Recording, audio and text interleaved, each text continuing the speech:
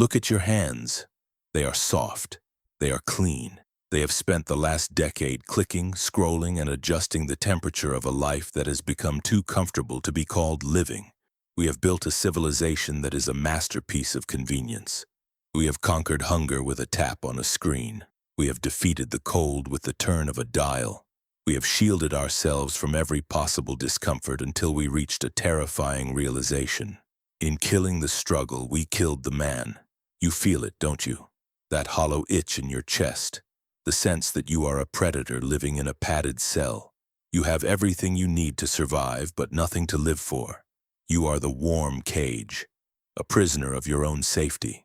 But there was a time, in the shadow of Mount Taygetus, where men were not produced by schools or offices. They were forged in the Agoge. The Spartans knew a secret that we have spent billions of dollars trying to forget, that a man's spirit is like iron. It only takes shape under the hammer. It only gains strength in the fire. Today we are going to stop running from the cold. We are going to stop apologizing for our strength. We are going to re-enter the Agoge, because the parasite of comfort is hungry and it is eating you alive. It's time to find out what's left when the comfort is gone.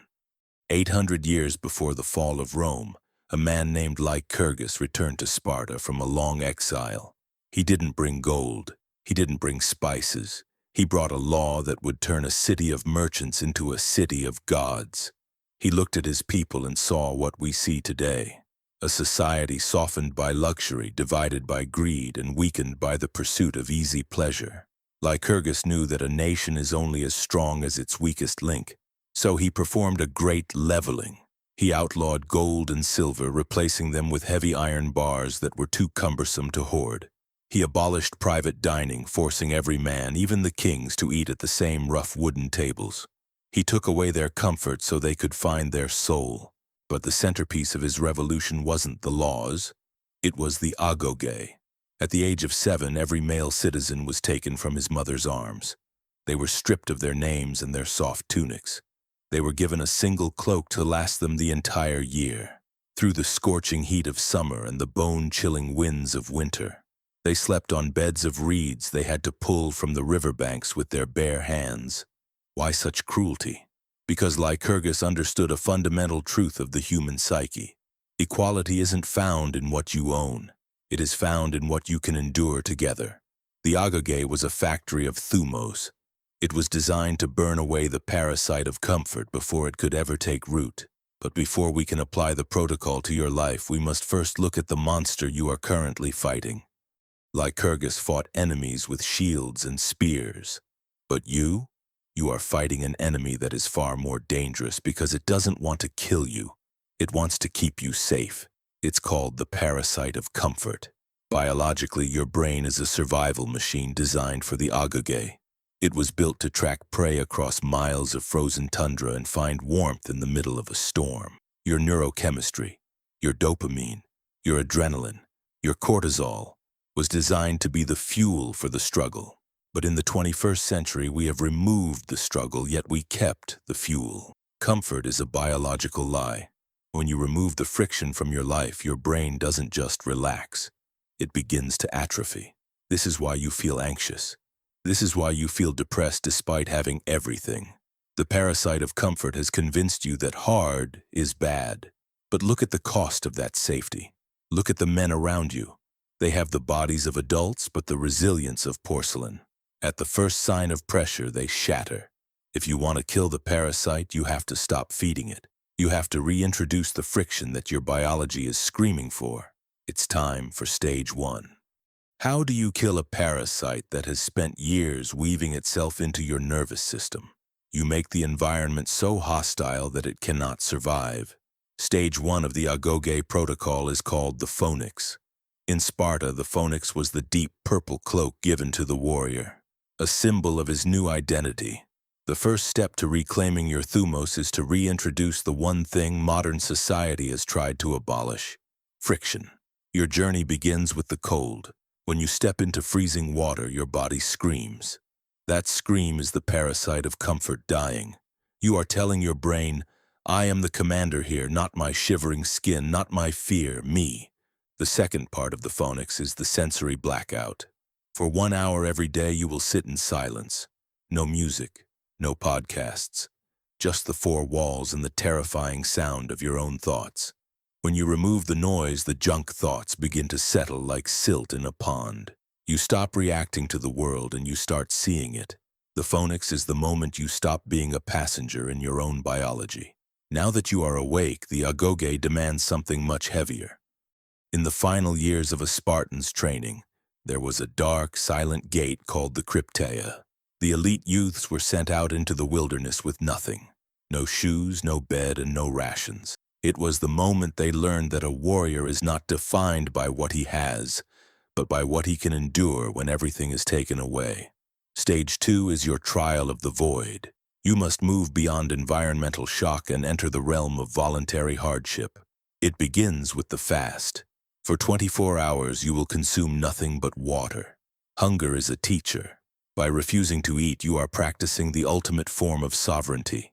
You are proving that your biological urges do not outrank your iron will. But the trial demands more. Physical exhaustion. You will push your body until the brain screams stop. Why? Because it is only at the point of exhaustion that the modern mask falls off. You find out exactly who you are when the safety of your energy reserves is gone. A man who has survived the trial of the void does not complain about minor inconveniences. He has walked with the ghost of hunger and survived. He has become dangerous to the system because he no longer needs the system to feel okay. The final and most difficult part of the Agoge wasn't a mountain or a beast. It was a table called the Syssitia. Every Spartan citizen was required to eat his main meal at a common mess. In the Syssitia, there were no secrets. You sat with your brothers and you looked them in the eye. If you were getting soft, they saw it. Stage 3 of the Agoge Protocol is the Iron Brotherhood. Modern society has sold you a lie called independence. It has convinced you that you can reach mastery alone in your room. But the lone wolf is usually just a man who is afraid of being judged. Isolation is the parasite's greatest ally.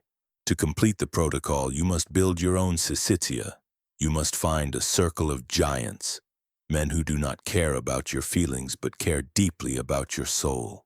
When you know that other men are counting on your strength, you find a reserve of energy you never knew existed.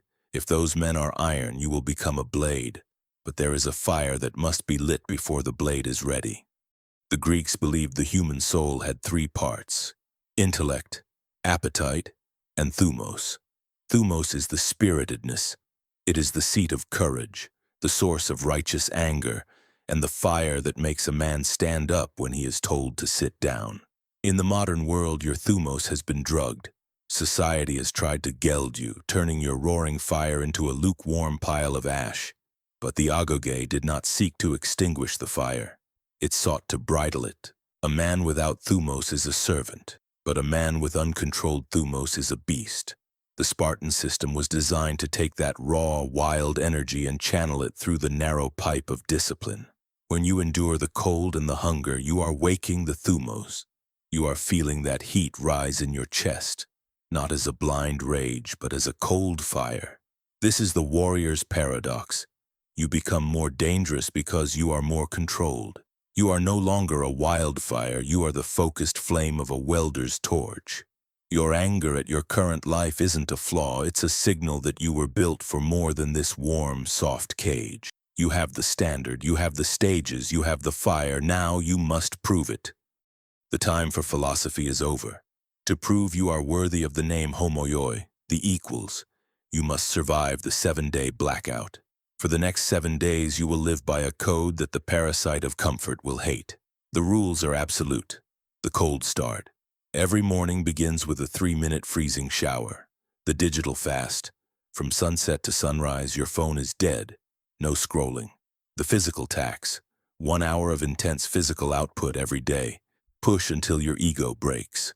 The law of silence. No complaining. A Spartan's strength was measured by his silence under pressure.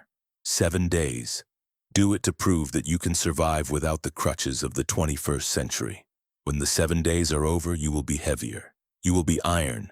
The line has been drawn in the sand.